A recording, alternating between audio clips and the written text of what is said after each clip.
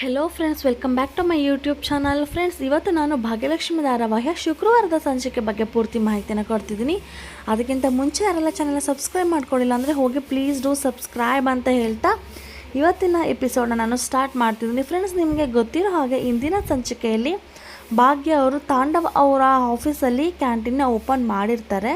So ಎಲ್ಲರೂ ಕೂಡ ತುಂಬಾ ಖುಷಿಯಾಗಿರ್ತಾರೆ. ಇನ್ನು ನಾನು ಶುಕ್ರವಾರದ ಸಂಚಿಕೆ ಬಗ್ಗೆ ಮಾಹಿತಿನ ಕೊಡ್ತಿದ್ದೀನಿ. ತಾಂಡವ್ ಅವರ ಬಾಸ್ ವೈಫ್ ಮಾತಾಡ್ತಿರ್ತಾರೆ. ಭಾಗ್ಯ ನಿನ್ನ ಕಂಡು ನನಗೆ ತುಂಬಾ ಹೆಮ್ಮೆ ಆಗುತ್ತೆ ಕಣಮ್ಮ. ಗಂಡ ಬಿಟ್ಟಿದ್ರು ಕೂಡ ಈ ರೀತಿ ಮುಂದುವರಿಯೋದು ತುಂಬಾ ಒಂದು ದೊಡ್ಡ ಸಾಹಸ ಅಂತಲೇ ಹೇಳಬಹುದು. ಪಾಪ ನೀನು ನೋಡಿದ್ರೆ ನನಗೆ ತುಂಬಾ ಬೇಜಾರಾಗುತ್ತೆ. ಮದುವೆ ಆಗಿಬಿಟ್ಟು ಗಂಡನ ಮನೇಲಿ ಸುಖವಾಗಿರೋಣ ಅಂದರೆ ಗಂಡ ಸರಿ ಇಲ್ಲ. ಆದರೆ ಅತ್ತೆ ಮಾವ ಮಾತ್ರ ನಿನಗೆ ಅಮ್ಮನ ಥರ ನಿಂತಿದ್ದಾರೆ. ನನ್ನ ಗಂಡ ಸರಿ ಇಲ್ಲ ಅಂತ ನೀನು ಅತ್ತೆ ಮಾವನೇ ಬಿಟ್ಟಿಲ್ಲ ಕಣಮ್ಮ. ನೀನು ಇದೇ ರೀತಿ ಬಾಳು, ನೀನು ನೋಡ್ರೆ ನನಗೆ ತುಂಬಾ ಹೆಮ್ಮೆ ಆಗುತ್ತೆ, ತುಂಬ ಗಟ್ಟಿಗಿತ್ತಿ ನೀನು ಅಂತ ಹೊಗಳುತ್ತಾರೆ. ಅಲ್ಲಿ ಯಾರೋ ಒಬ್ಬ ಬಂದು ತಾಂಡವ್ ಅಂದರೆ ಯಾರು ಅಂತ ಕೇಳ್ತಾನೆ. ಅದಕ್ಕೆ ತಾಂಡವ್ ಅವರು ನಾನು ಅಂತ ಹೇಳಿದಾಗ, ಸರ್ ನಿಮ್ಮದು ಐ ಡಿ ಹೇಳಿ ಅಂತ ಕೇಳ್ತಾರೆ. ಅದಕ್ಕೆ ತಾಂಡವ್ ಯಾಕ್ರಿ ನೀವು ಯಾರ್ರಿ, ನಿಮ್ಗೆ ಯಾಕೆ ನಾನು ಐ ಡಿ ಹೇಳಬೇಕು ಅಂತ ಕೇಳಿದಾಗ, ಸರ್ ನಾನು ನಿಮ್ಮ ಬಾಸ್ ಇದ್ದಾರಲ್ಲ ಅವ್ರ ವೈಫ್ PA, ದಯವಿಟ್ಟು ನಿಮ್ಮ ಐ ಡಿನ ಹೇಳಿ, ಇಲ್ಲಾಂದ್ರೆ ನಾನು ಬಾಸ್ನ ಕರಿತೀನಿ ಅಂತ ಹೇಳ್ತಾರೆ. ಸರಿ ಅಂದ್ಬಿಟ್ಟು ತಾಂಡವ್ ಮತ್ತು ಶ್ರೇಷ್ಠ ಅವ್ರ ಐ ಡಿನ ಹೇಳ್ತಾರೆ. ಅಲ್ಲಿಂದ ಅವನು ಐ ಡಿ ಕೇಳ್ಕೊಂಡು ಹೊರಟೋಗ್ತಾನೆ. ತಾಂಡವ್, ಅಲ್ಲ ಇವ್ರಿಗೇನಾಗಿದೆ, ಬೆಳಗ್ಗೆಯಿಂದ ಇದೇ ಥರ ಆಗ್ತಿದೆ. ಆ ಬಾಸ್ ನೋಡಿದ್ರೆ ನನ್ನ ಜೊತೆ ಮಾತಾಡೋಕೆ ಆ ರೀತಿ ಆಡ್ತಾನೆ, ಇವ್ರು ನೋಡಿದ್ರೆ ಇಲ್ಲಿ ಐ ಡಿ ಕೇಳ್ಕೊಂಡು ಹೋಗ್ತಾನೆ. ಏನಾಗ್ತಿದೆ ಅಂತ ಒಂದು ಕೂಡ ಗೊತ್ತಾಗ್ತಿಲ್ಲ. ಭಾಗ್ಯಂಗೆ ಎಷ್ಟೇ ಕೆಟ್ಟದ್ದು ಬಯಸಿದ್ರು ಕೂಡ ಅವಳಿಗೆ ಒಳ್ಳೇದೇ ಆಗ್ತಿದೆ, ನಮಗೆ ಕೆಟ್ಟದ್ದಾಗ್ತಿದ್ದಲ್ಲ, ಹೆಂಗೆ ಇದು ಎಲ್ಲ ಅಂತ ಹೇಳ್ತಿರ್ತಾನೆ. ಇನ್ನು ಇಲ್ಲಿ ತಾಂಡವ ಅವ್ರ ಬಾಸ್ ಹೆಂಡತಿ, ನೋಡಿ ನಿಮ್ಮ ಸೊಸೆ ಬಗ್ಗೆ ನಿಮಗೆ ಎಷ್ಟು ಹೆಮ್ಮೆ ಆಗ್ತಿದೆ ಅಲ್ವಾ, ಅವಳ ಬಗ್ಗೆ ಒಂದೆರಡು ಮಾತಾಡಿ ಅಂತ ಕುಸುಮ ಅವ್ರನ್ನ ಕೇಳ್ತಾರೆ. ಅಲ್ಲಿ ಕುಸುಮ ಅವರು ಕಣ್ಣಲ್ಲಿ ನೀರು ಹಾಕೊಂಡು, ಹೌದು ಮೇಡಮ್ ನೀವು ಹೇಳೋದು ನಿಜ, ಇವಳು ನನ್ನ ಸೊಸೆ ಇಲ್ಲ, ನನ್ನ ಮಗಳು. ನನ್ನ ಕಣ್ಣಲ್ಲಿ, ನಮ್ಮ ಮನೆಯವ್ರ ಕಣ್ಣಲ್ಲಿ ಅಷ್ಟೇ ಅಲ್ಲ, ಪುಟ್ಟ ಮಕ್ಕಳ ಕಣ್ಣಲ್ಲೂ ಕೂಡ ಇವಳು ದೇವತೆ, ಒಳ್ಳೆಯವಳು. ನನ್ನ ಇರೋನೊಬ್ಬ ಮಗ ನಮ್ಮನ್ನ ಮನೆಯಿಂದ ಆಚೆ ಹಾಕಿದ್ರು ಕೂಡ ಇವಳು ನನ್ನ ಕಣ್ಣಲ್ಲಿ ಕಣ್ಣಿಟ್ಟು ಎಲ್ಲರನ್ನೂ ಕೂಡ ನೋಡ್ಕೊಂಡಿದ್ದಾಳೆ. ಇವಳಂತ ಮಗಳು ನಮಗೆ ಎಲ್ಲಿ ಸಿಗ್ತಾಳೆ ಹೇಳಿ.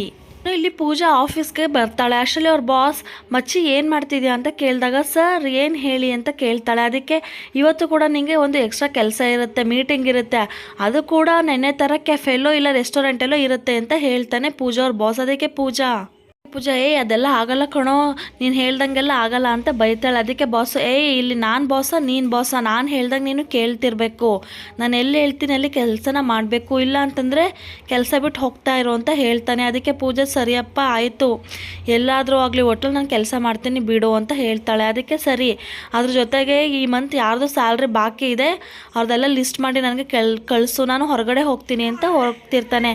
ಅಷ್ಟರಲ್ಲಿ ಪೂಜಾ ಬೇಕು ಅಂತ ಅವ್ನ ಕಾಲ್ಗೆ ಅಡ್ಡ ಹಾಕಿ ಅವ್ರ ಬಾಸ್ನ ಬೀಳಿಸ್ಬಿಡ್ತಾಳೆ. ಇನ್ನು ಇಲ್ಲಿ ಭಾಗ್ಯ ಅವರು ಎಲ್ರಿಗೂ ಕೂಡ ಸ್ವೀಟ್ನ ಕೊಟ್ಟು ತಾಂಡವ್ ಮತ್ತು ಶ್ರೇಷ್ಠಗೂ ಕೊಡೋಕೆ ಹೋಗ್ತಾರೆ. ಅದಕ್ಕೆ ಅವರು ತೊಗೊಂಡಿರಲ್ಲ. ನೋಡಿ ಶ್ರೇಷ್ಠ ಅವರೇ, ಸ್ವೀಟ್ ತೊಗೊಳ್ಳಿ, ಹಾಗೆ ನಿಮ್ಮ ಯಜಮಾನ್ರಿಗೂ ಕೂಡ ಹೇಳಿ, ನಾನಿಲ್ಲಿ ಬಂದು ಕ್ಯಾಂಟೀನ್ ಓಪನ್ ಮಾಡಿದ್ದೀನಿ, ಇದೊಂದು ಸಂತೋಷ ಸಮಾಚಾರ ಅಲ್ವಾ, ತೊಗೊಳ್ಳಿ ಸ್ವೀಟ್ನ, ಹೇಳಿ ನಿಮ್ಮ ಯಜಮಾನ್ರಿಗೂ ಅಂತ ಹೇಳಿದ್ದಕ್ಕೆ ಶ್ರೇಷ್ಠ, ನೀನೇನು ದೊಡ್ಡ ಅವಾರ್ಡ್ನ ತೊಗೊಂಡಿದ್ಯಾ ಈ ರೀತಿ ಎಲ್ಲ ಮಾತಾಡೋಕ್ಕೆ ಅಂತ ಕೇಳ್ತಾಳೆ. ಅಷ್ಟರಲ್ಲಿ ತಾಂಡವ್ ಅವರು, ಅಲ್ಲ ಕಣೆ, ಇಲ್ಲಿಗೆ ಯಾಕೆ ಬರೋಕ್ಕೆ ಹೋದೆ, ಅದೇನೋ ಕೈತುತ್ತು ಅಂತ ಓಪನ್ ಮಾಡಿದ್ಯಲ್ಲ ಕ್ಯಾಂಟೀನ್, ಅಲ್ಲೇ ಎಲ್ಲರೂ ಬಿದ್ದು ಸಾಯ್ಬೇಕಿತ್ತು, ನಮ್ಮ ಆಫೀಸ್ಗೆ ಯಾಕೆ ಬಂದೆ ಅಂತ ಹೇಳ್ತಾನೆ. ಅದಕ್ಕೆ ಭಾಗ್ಯ, ಇದು ಕೂಡ ಅಲ್ವಾ ಅಂತ ಹೇಳ್ತಾಳೆ. ಅದಕ್ಕೆ ಶ್ರೇಷ್ಠ, ಸರಿ ನೀನೇನಾದರೂ ಮಾಡ್ಕೊಂಡು ಹೋಗೋದ್ರೆ ಈ ಆಫೀಸ್ಗೆ ಯಾಕೆ ಬಂದೆ ಅಂತ ಕೇಳಿದಾಗ ಭಾಗ್ಯ ಹೇಳ್ತಾಳೆ, ಅಯ್ಯೋ ಶ್ರೇಷ್ಠ, ನಾನು ಇಲ್ಲಿಗೆ ಯಾವಾಗಲೂ ಬರಬೇಕಿತ್ತು, ಸರ್ ಮತ್ತು ಮೇಡಮ್ ನನಗೆ ಯಾವಾಗಲೂ ಇಲ್ಲಿಗೆ ಬನ್ನಿ ಅಂತ ಆಫರ್ ಕೊಟ್ಟರು, ಬಟ್ ನಾನು ಕಾರಣಾಂತರಗಳಿಂದ ನಾನು ಬರೋಕ್ಕೆ ಆಗಿರಲಿಲ್ಲ, ಇವಾಗ ಕಾಲ ಕೂಡಿ ಬಂದಿದೆ. ಅಲ್ದೇ ನಾನು ನಿಮ್ಮಿಂದ ದೂರ ಇಡೋದಕ್ಕೆ ಅಂತ ತುಂಬಾ ಪ್ರಯತ್ನ ಪಟ್ಟೆ, ಕೊನೆಗೆ ಕತ್ತಲಿರೋ ತಾಳಿನೂ ಕಳ್ಕೊಟ್ಟೆ, ಎಲ್ಲ ರೀತಿಯಿಂದನೂ ನಾನು ದೂರ ಇರೋದಕ್ಕೆ ಪ್ರಯತ್ನ ಪಟ್ಟೆ. ಆದರೆ ನೀವಿಬ್ಬರು ಒಂದು ಸ್ವಲ್ಪನಾದರೂ ಕನಿಕರ ತೋರಿಸಿದ್ರ, ನಮ್ಮ ಫ್ಯಾಮಿಲಿ ಬಗ್ಗೆ ನೀವು ಮತ್ತೆ ಹತ್ತಿರಕ್ಕೆ ಬಂದ್ರಿ, ಫ್ಯಾಮಿಲಿಗೆ ತುಂಬಾ ತೊಂದರೆ ಕೊಟ್ರಿ ಅಂತ ಹೇಳ್ತಾಳೆ. ಅದಕ್ಕೆ ಶ್ರೇಷ್ಠ, ಸಾಕು ಬಾಯಿ ಮುಚ್ಚೆ ಅಂತ ಹೇಳ್ತಾಳೆ. ಅದಕ್ಕೆ ಭಾಗ್ಯ, ಅಯ್ಯೋ ಸರಿ ಬಿಡು ಆಯಿತು, ಈಗ ನನಗೆ ಮಧ್ಯೆ ಮಾತಾಡ್ಸಿದ್ರೆ ನೀನು ಮರ್ತೋಗ್ಬಿಡ್ತೀನಿ, ಸದ್ಯಕ್ಕೆ ಇವಾಗ ಮ್ಯಾಟ್ರಿಗೆ ಬರೋಣ ಅಂತ ಹೇಳಿಬಿಟ್ಟು ಸ್ಟಾರ್ಟ್ ಮಾಡ್ತಾಳೆ. ನೋಡು, ನೀನು ನನಗೆ ತೊಂದರೆ ಕೊಡಬೇಕು ಅಂತ ಕೈ ಕಾಲನ್ನೆಲ್ಲ ಹಿಡ್ಕೊಂಡು ಪಾಪ ಎಷ್ಟೊಂದೆಲ್ಲ ಪ್ರಯತ್ನ ಪಟ್ರಿ, ಆ ತೊಂದರೆನೇ ಬೇಡ, ಇವಾಗ ನಾನು ನಿಮ್ಮ ಮುಂದೆಗಡೆನೇ ಇದ್ದೀನಿ, ನಿಮ್ಮ ಜೊತೆನೇ ಇರ್ತೀನಿ, ಅದೇನು ತೊಂದರೆ ಕೊಡಬೇಕು ಅಂತಿದ್ದೀರಾ ತೊಂದರೆ ಕೊಡಿ ಅಂತ ಹೇಳ್ತಾಳೆ. ಅದಕ್ಕೆ ತಾಂಡವ್ ಸಾಕು ಬಾಯಿ ಮುಚ್ಚೆ, ಏನು ಇದು ಪೊಗ್ರ ಅಂತ ಕೇಳ್ತಾನೆ. ಅದಕ್ಕೆ ಭಾಗ್ಯ ಇದು ಪೊಗ್ರಲ್ಲ, ಇದು ಆತ್ಮವಿಶ್ವಾಸ, ಗೆಲ್ತೀನಿ ಅನ್ನೋ ಆತ್ಮವಿಶ್ವಾಸ.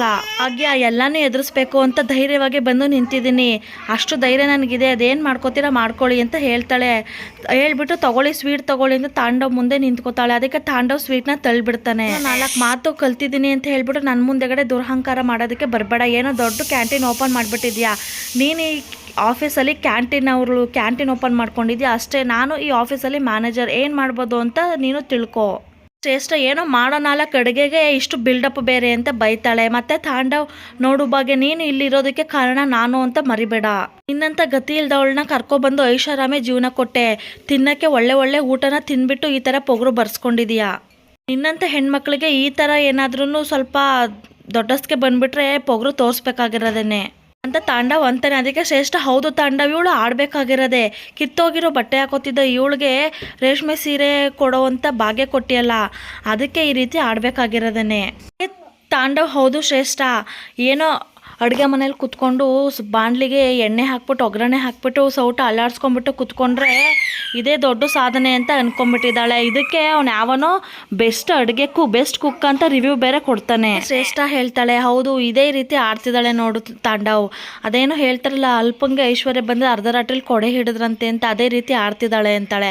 ಅದಕ್ಕೆ ತಾಂಡವ್, ಅಯ್ಯೋ ಏನಾದರೂ ಮಾಡ್ಕೊಳ್ಳಿ ಬಾ, ಇಂಥ ಹೆಣ್ಮಕ್ಳಿಗೆ ಇಲ್ಲಿ ಇಂಥ ಕೆಲಸ ಕೊಡೋದೇ ಹೆಚ್ಚು, ಮನೇಲಿ ಕುತ್ಕೊಂಡು ಅಡುಗೆ ಮಾಡ್ಕೊಂಡು ಅಲ್ಲಾಡಿಸ್ಕೊಂಡಿರು ಅಂತಲೇ ಹೇಳಬೇಕು, ಇವ್ರನ್ನೆಲ್ಲ ಕರ್ಕೊಬಂದು ಇಲ್ಲಿ ಕೆಲಸ ಕೊಟ್ಟಿದ್ದಾರೆ ಅಂತ ಹೇಳಿ ಬೈದು ಅಲ್ಲಿಂದ ತಾಂಡವ್ ಮತ್ತು ಶ್ರೇಷ್ಠ ಇಬ್ಬರು ಕೂಡ ಹೊರಟೋಗ್ತಾರೆ. ನಂತರ ತಾಂಡವ್ ಅವ್ರ ಬಾಸ್ ಹೆಂಡತಿ ಕಣ್ಸನ್ನೆ ಮಾಡಿ ಯಾರನ್ನೋ ಕಳಿಸ್ತಾರೆ.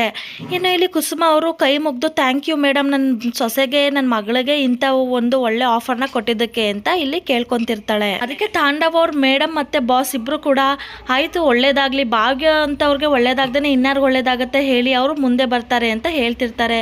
ಸರಿ, ಇನ್ನು ಮನೆಯವರೆಲ್ಲರೂ ಕೂಡ ನಾವಿನ್ನು ಹೊರಡ್ತೀವಿ, ಇನ್ನೇನು ಆಯ್ತಲ್ಲ ಅಂತ ಹೇಳ್ತಾರೆ. ಅದಕ್ಕೆ ತಾಂಡವ್ ಅವ್ರ ಬಾಸ್ ಮತ್ತು ಅವ್ರ ಬಾಸ್ ಹೆಂಡತಿ, ಇಲ್ಲ ಇನ್ನೂ ಒಂದು ಕೆಲಸ ಬಾಕಿ ಇದೆ, ಇನ್ನೂ ಒಂದೇನೋ ಕೆಲಸ ಇದೆ, ಇರಿ ನೀವು ಇಲ್ಲೇನೆ ಅಂತ ಕೇಳ್ಕೊತಾರೆ.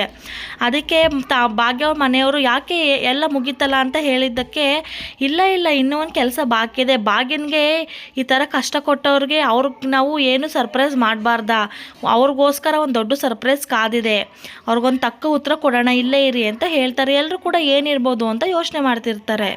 ಇನ್ನು ಇಲ್ಲಿ ಪೂಜಾ ಅವ್ರ ಬಾಸ್ನ ಬೀಳಿಸ್ಬಿಡ್ತಾಳೆ. ಅಷ್ಟರಲ್ಲಿ ಅವ್ರ ಬಾಸ್ಗೆ ಎದ್ದೇಳಕ್ಕಾಗ್ದೇ ಯಾರ್ದೋ ಹೆಲ್ಪ್ ತೊಗೊಂಡು ಎದ್ದು ಮೇಲ್ಗಡೆ ಕುತ್ಕೋತಾನೆ. ಅದನ್ನು ನೋಡ್ಬಿಟ್ಟು ಪೂಜಾ ಅವರು ಮನಸ್ಸಲ್ಲೇ ಅನ್ಕೋತಾರೆ, ಅಯ್ಯೋ ಇವನಿಗೆ ಇಷ್ಟೊಂದೆಲ್ಲ ಏಟಾಗಿದೆಯಾ, ನಾನೇನೋ ತಮಾಷೆ ಮಾಡೋಕ್ಕೆ ಹೋದೆ, ಇಷ್ಟೊಂದೆಲ್ಲ ಪೇಯ್ನ್ ಹಾಕಿದ್ಯಾ, ಯಾರ ಕೈಯೆಲ್ಲ ಹೆಲ್ಪ್ ತೊಗೊಂಡು ಎದ್ದೇಳಿದ್ದಾನೆ ಅಂತಂದರೆ ತುಂಬಾ ಏಟಾಗಿದೆ ಅಂತ ಅನಿಸುತ್ತೆ, ನಾನು ಸ್ವಲ್ಪ ಓವರಾಗಿ ಮಾಡಿದೆ ಅನಿಸುತ್ತೆ, ಇಷ್ಟೆಲ್ಲ ಮಾಡಬಾರ್ದಿತ್ತು ಅಂತ ಮನಸ್ಸಲ್ಲೇ ಹೇಳ್ಕೊತಿರ್ತಾಳೆ. ತಾಂಡವ್ ಮತ್ತು ಶ್ರೇಷ್ಠ ಆಚೆಗಡೆ ಬಂದು ಮಾತಾಡ್ಕೊತಿರ್ತಾರೆ.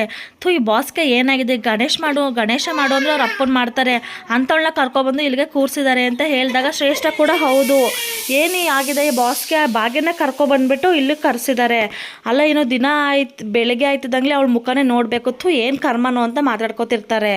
ಅಷ್ಟರಲ್ಲಿ ಅಲ್ಲಿಗೆ ತಾಂಡವ್ ಅವ್ರ ಬಾಸ್ ಹೆಂಡತಿ PA ಬಂದ್ಬಿಟ್ಟು ಸರ್ ಬನ್ನಿ ಅಂತ ಕರೀತಾನೆ. ಎಲ್ಲಿಗೆ ಅಂತ ಕೇಳಿದಾಗ ಸರ್ ಬನ್ನಿ ಅಂತ ಮತ್ತೆ ಕರೀತಾನೆ. ಅದಕ್ಕೆ ಶ್ರೇಷ್ಠ, ಹೋಗೋ ಸುಮ್ಮನೆ ಬಾಯಿ ಮುಚ್ಕೊಂಡು ಇಲ್ಲಿಂದ ತೊಲಗು ಅಂದದಕ್ಕೆ, ನಾನು ತೊಲಗಬೇಕು ಅಂದ್ರೆ ನೀವು ನನ್ನ ಜೊತೆ ಬರಬೇಕು, ಬಾಸ್ ಕರೀತಾ ಇದ್ದಾರೆ ಬನ್ನಿ ಅಂತ ಹೇಳಿ ತಾಂಡವ್ ಮತ್ತೆ ಶ್ರೇಷ್ಠನ ಅವ್ರ ಬಾಸ್ ಹತ್ರ ಕರ್ಕೊಂಡು ಹೋಗ್ತಾನೆ. ಮತ್ತೆ ಶ್ರೇಷ್ಠ ಎಲ್ಲರೂ ಕೂಡ ನಿಂತಿರ್ತಾರೆ, ಬಾಸ್ ಭಾಗ್ಯ ಎಲ್ಲರೂ ಕೂಡ ಅಲ್ಲಿಗೆ ಬರ್ತಾರೆ. ಬಂದಿದ ತಕ್ಷಣ ಬಾಸ್ ವೈಫ್ ಹೇಳ್ತಾಳೆ, ಓ ಬನ್ನಿ ಮಹಾನ್ ಬಾವರು ಬರಬೇಕು. ಹೆಲೋ ಎವ್ರಿಬಡಿ, ಎಲ್ಲರೂ ಕೂಡ ಅಟೆನ್ಷನ್ ಆಗಿರಿ, ಇವತ್ತು ಒಂದು ಒಳ್ಳೆ ಕೆಲಸ ಆಗೋದಿದೆ, ಈ ಕೆಲಸ ನಿಮ್ಮೆಲ್ಲರೂ ಸಮ್ಮುಖದಲ್ಲೇ ಆಗಬೇಕು ಅಂತಿತ್ತು, ಸೊ ಇವತ್ತು ಒಳ್ಳೆ ಕಾಲ ಕೂಡ ಬಂತು ಅಂತ ಹೇಳಿಬಿಟ್ಟು ಅವ್ರ PAಗೆ ಈ ಲೆಟರ್ನ ಕೊಡೋದಕ್ಕೆ ಹೇಳ್ತಾಳೆ. ನಂತರ ತಾಂಡವ್ ಮತ್ತು ಶ್ರೇಷ್ಠ ಇಬ್ಬರು ಕೂಡ ಆ ಲೆಟರ್ನ ಓಪನ್ ಮಾಡ್ತಾರೆ. ಸರ್ ಮೇಡಮ್ ಸರ್ ಏನಿದು ಅಂತ ಕೇಳಿದಾಗ, ನಿಮಗೆ ಓದಕ್ಕೆ ಬರುತ್ತೆ ತಾನೇ, ಇಬ್ಬರು ಕೂಡ ಓದಿ ಅಂತ ಹೇಳ್ತಾರೆ.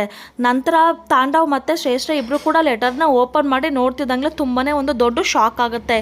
ಯಾಕಂತಂದರೆ ಆ ಲೆಟರ್ ಬಂದು ತಾಂಡವ್ ಮತ್ತು ಶ್ರೇಷ್ಠ ಇಬ್ಬರದ್ದು ಟರ್ಮಿನೇಷನ್ ಲೆಟರ್ ಆಗಿರುತ್ತೆ. ಇನ್ನು ಇಲ್ಲಿ ಪೂಜಾ ಅವರು ಅವ್ರ ಬಾಸ್ಗೆ ಪೇಯ್ನ್ ಮಾಡಿರ್ತಾರಲ್ವಾ, ಸೊ ಆ ಜಾಗಕ್ಕೆ ಪೇಯ್ನ್ ಕಿಲ್ಲರ್ ಸ್ಪ್ರೇನ ಹೊಡಿತಿರ್ತಾಳೆ. ಅದಕ್ಕೆ ಅವ್ರ ಬಾಸ್ ಹೇಳ್ತಾನೆ, ನೋಡು ಪೂಜಾ ಮಾಡೋದೆಲ್ಲ ಮಾಡಿಬಿಟ್ಟು ನೀನು ಈ ರೀತಿ ಮಾಡೋದು ಬೇಕಾಗಿಲ್ಲ, ಇರೋ ಒಪಿನಿಯನ್ ಚೇಂಜ್ ಆಗಲಿ ಅಂತ ತಾನೇ ಇಷ್ಟೆಲ್ಲ ಮಾಡ್ತಿರೋದು ಅಂತಾನೆ. ಅದಕ್ಕೆ ಪೂಜಾ ಒಪಿನಿಯನ್ ಚೇಂಜ್ ಆಗಲಿ ಅಂತ ಏನಿಲ್ಲ, ನಾನು ಏನೋ ಮಾನವೀಯತೆ ದೃಷ್ಟಿಯಿಂದ ಆ ಥರ ಮಾಡಿದ್ದು ಅಂತ ಹೇಳ್ತಾಳೆ. ಅದಕ್ಕೆ ಹೇಳು, ನಿಜ ಹೇಳು, ಇದು ಬೇಕು ಬೇಕು ಅಂತ ತಾನೇ ಮಾಡಿದ್ದು ಅಂತ ಅವ್ರ ಬಾಸ್ ಕೇಳಿದಾಗ ಪೂಜಾ ಹೌದು ಬೇಕು ಬೇಕು ಅಂತಲೇ ಮಾಡಿದ್ದೆ, ಆದರೆ ನೀನು ನೆನ್ನೆ ನನ್ನನ್ನು ಆಟ ಆಡಿಸಿದೆಯಲ್ಲ, ಅದು ಆಟ ಆಡಿಸಿರೋ ರೀತಿಗೆ ಇದೆಲ್ಲ ಕಮ್ಮಿನೇ ಆಯಿತು ಅಂತ ಹೇಳಿ ಸ್ಪ್ರೇನ ಮಾಡಿಬಿಟ್ಟು ಅಲ್ಲಿಂದ ಹೋಗ್ತಾಳೆ. ತಾಂಡವ್ ಮತ್ತು ಶ್ರೇಷ್ಠ ಇಬ್ಬರು ಕೂಡ ಶಾಕಿಂದ ಮುಖ ನೋಡಿಕೊಂಡು ಏನಿದು ಅಂತ ಇಬ್ಬರು ಒಟ್ಟಿಗೆ ಕೇಳ್ತಾರೆ. ಅದಕ್ಕೆ ತಾಂಡವ್ ಬಾಸ್ ವೈಫ್ ಹೇಳ್ತಾರೆ, ಏನು ಅಂತಂದ್ರೆ ನಿಮ್ಮಿಬ್ಬರೂ ಕೂಡ ಕೆಲಸದಿಂದ ತೆಗಿತಿದ್ದೀನಿ, ಆ ಲೆಟರ್ ಇದು ಅಂತ ಹೇಳ್ತಾರೆ. ಹಾಗೆ ಹೇಳಿದ ತಕ್ಷಣ ಎಲ್ಲರೂ ಕೂಡ ದೊಡ್ಡ ಶಾಕಿಂದ ಎಲ್ಲರೂ ಮುಖ ನೋಡ್ತಿರ್ತಾರೆ. ಫ್ರೆಂಡ್ಸ್, ಇವತ್ತಿನ ಎಪಿಸೋಡ್ ಇಲ್ಲಿಗೆ ಮುಗಿಸ್ತಾ ಇದ್ದೀನಿ. ತಾಂಡವ್ ಮತ್ತು ಶ್ರೇಷ್ಠ ಇಬ್ಬರು ಕೂಡ ಆಫೀಸಿಂದ ಹೊರಗಡೆ ಹೋಗ್ತಾರಾ ಅಥವಾ ರಿಕ್ವೆಸ್ಟ್ ಮಾಡ್ಕೋತಾರಾ, ಮುಂದಿನ ಸಂಚಿಕೆಯಲ್ಲಿ ತಿಳಿಸ್ಕೊಡ್ತೀನಿ. ಅದೆಲ್ಲ ನೀವು ತಿಳ್ಕೊಬೇಕು, ನೋಡಬೇಕು ಅಂದ್ರೆ ದಯವಿಟ್ಟು ನನ್ನ ಚಾನಲ್ನ ಹೋಗಿ ಸಬ್ಸ್ಕ್ರೈಬ್ ಮಾಡ್ಕೊಳ್ಳಿ. ಹಾಗೆ ವಿಡಿಯೋನ ನೋಡಬೇಡಿ, ಸಬ್ಸ್ಕ್ರೈಬ್ ಮಾಡಿಕೊಂಡು ಪಕ್ಕದಲ್ಲಿ ಕಾಣೋ ಬೆಲ್ ಐಕಾನ್ನಲ್ಲಿ ಆಲ್ ಅನ್ನೋ ಆಪ್ಷನ್ನ ಕ್ಲಿಕ್ ಮಾಡಿ. ಸೊ ಈಗ ಮಾಡೋದ್ರಿಂದ ವಿಡಿಯೋ ಎಲ್ಲ ನೋಟಿಫಿಕೇಶನ್ಸ್ ಕೂಡ ನಿಮಗೆ ಬರುತ್ತೆ. And thank you for watching.